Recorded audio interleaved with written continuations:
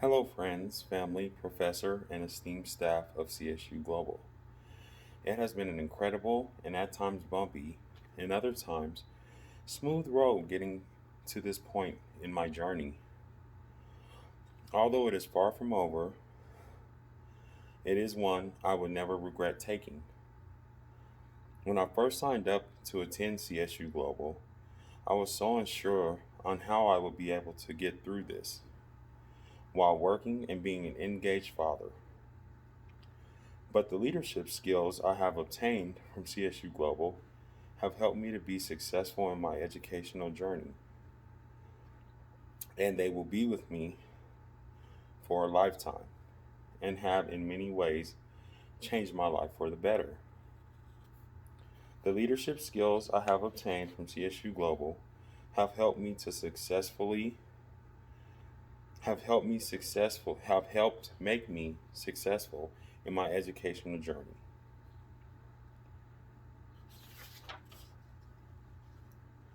For me to give a better understanding of the road I have gone down to get to this point, I have to provide some context. I can remember when I was at one of my lowest points in my life. I was around 20 years old, living in a studio apartment with the utilities all cut off. Because for some strange reason, I didn't think I had to pay bills in order to have the lights and heat on, I had an empty fridge and I was running an extension cord out of my kitchen window to one of the community outlets on the hallway wall in order to have some light. My life at this point was in such disarray, I didn't know what I was going to do, but I knew I had to do something. I had to make a change. One of the best quotes that I remember while attending CSU Global was gaining wisdom from an experience required reflection. In thinking back on the significant events of my life, experiences, good and bad, it was the act of assigning meaning that had made all the difference for me. At this time, I met my better half, my wife. At the time, she was a good friend. When we started seeing each other, I couldn't see it at the time, but there was a new change happening in my life. It was starting to take shape. I can remember her giving me hard truths about myself that I needed to hear. Her and her mother gave me an opportunity to get things together by letting me move in with them. From their generosity, it gave me an opportunity to be somewhere with lighting and food to eat, and to get some of the bills that I wasn't paying paid off. That was my first instance of seeing a person with good leadership and power of influence skills. Although one of the most powerful forces on earth, influence often works in subtle ways, much like the ripples created by tossing a rock into a still pool. Influence invigorates an organization. The right kind can be felt by everyone and move entities forward. The same can be said for the way the wrong kind can lead them away. Although one of the most powerful forces on earth,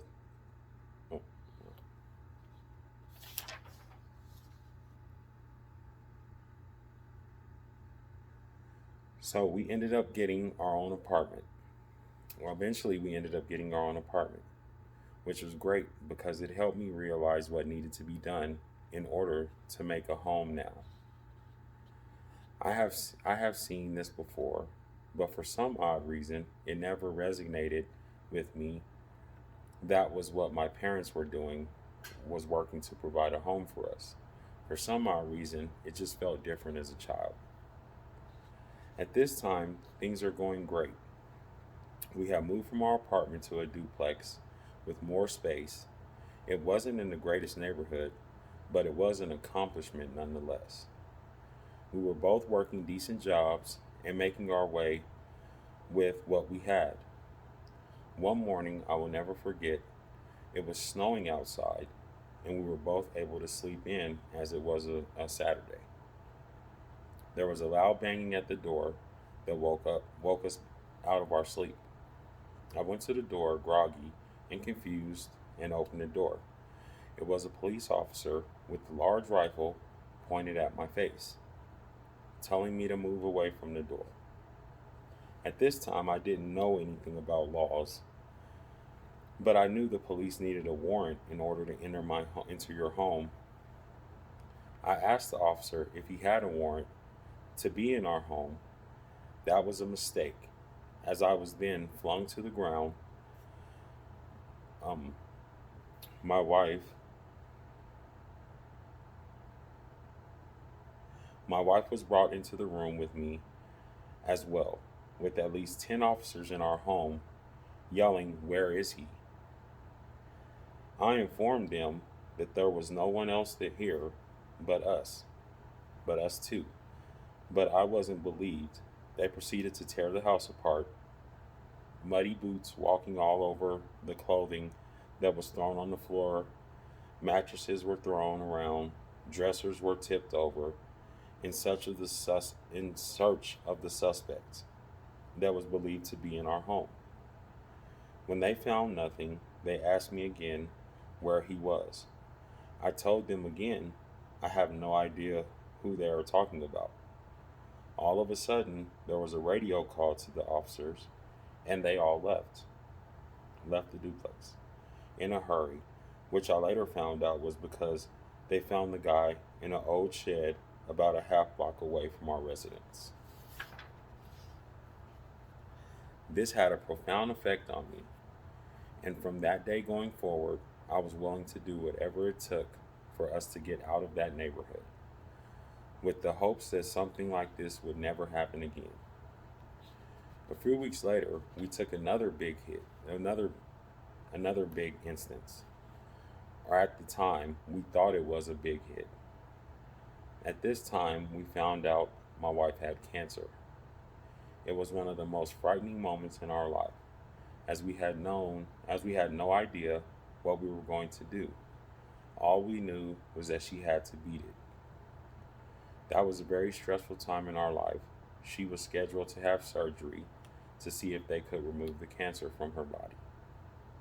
And all we could think about was what we were going to do if they couldn't remove all of it. What would our next steps be? The day had come. It was time to get the surgery done. We were both scared and we were fearing the worst. Even though I didn't want to show it, I wanted to be positive as I could possibly. I wanted to be as positive as I possibly could be for her. Then the doctor walked in the room. We were thinking this is when they will take her back to start the surgery. At this time, the doctor says, "Well, we can't do the surgery." We were in complete shock and didn't understand what was going on. We asked the doctor why, and he says, "Well, we can't do the surgery because you are 2 months pregnant." We were so happy it completely took our minds off of the surgery. Moving ahead, 6 months later, we were in the hospital and my wife's heart rate was dropping. So she was then rushed into surgery where they removed my daughter, and while they were in there, they removed the cancer as well. So things were looking up at this point.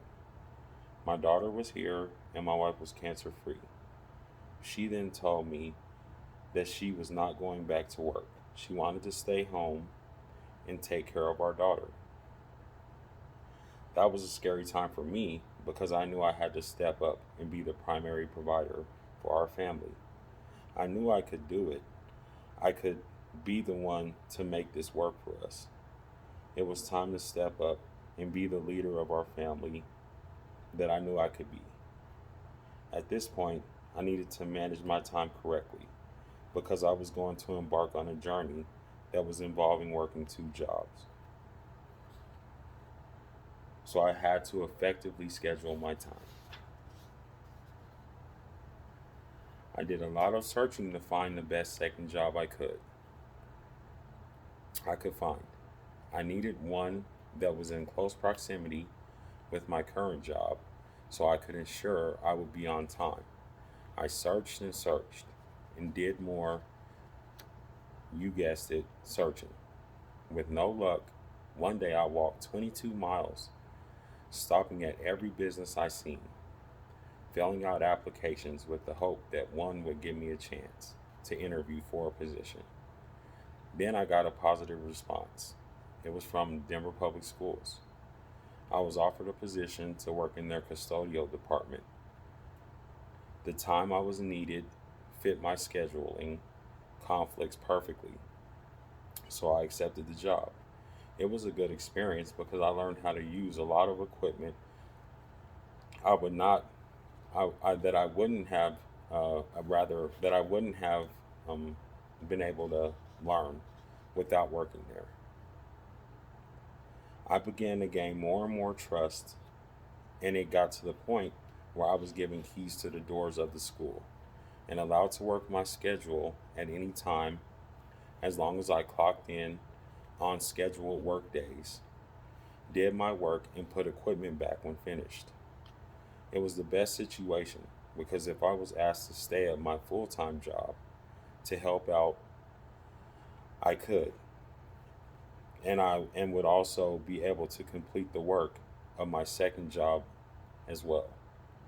I eventually was offered a leadership position with the schools as a shift supervisor, where I was able to use my experience to lead a team. My leadership style was democratic.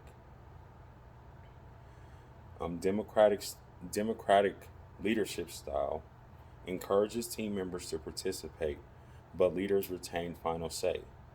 Studies that approach have shown this approach to foster commitment, and it's typically an effective and successful leadership style. It worked out very well as we were able to express our issues or concerns, and we would come up with ways to correct them together as a team so everyone felt involved and a part of the decision making process. I switched jobs and bought a house, and things were working out great. I ended up working two jobs for over 10 years, keeping focus on my tasks so I wouldn't get off track. But I was definitely getting tired. My body was breaking down, and a lack of sleep was taking a toll on me.